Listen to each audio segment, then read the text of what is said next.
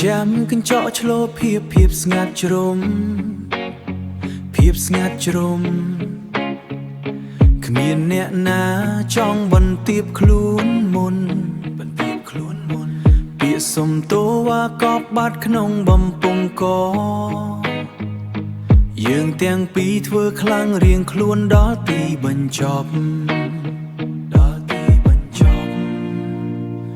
យើងឈ្នះហើយតែយើងចាញ់អ្វីទាំងអស់មនភាពคล้ายជាឃាតតសម្លាប់អនុស្សាវរីយ៍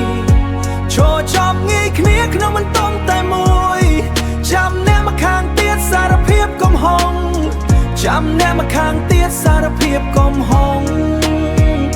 ភ្នែកដែលធ្លាប់មើលគ្នាពេលនេះគេឆ្វេង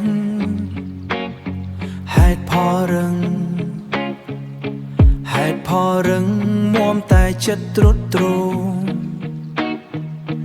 យើងភ្លេចអស់ហើយថាយើងធ្លាប់កក់ក្ដៅសល់ត្រឹមភាពរឹងត្អឹងនឹងពាក្យសម្ដីមុតស្រួយ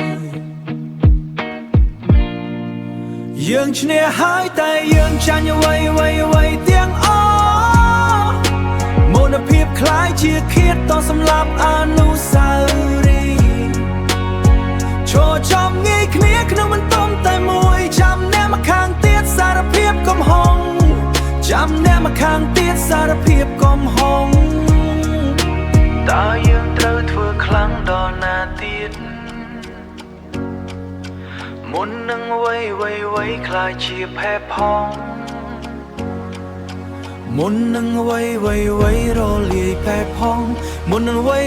រលាយបាត់សូន្យគ្រាន់តែពាក្យមួយម៉ាត់សោ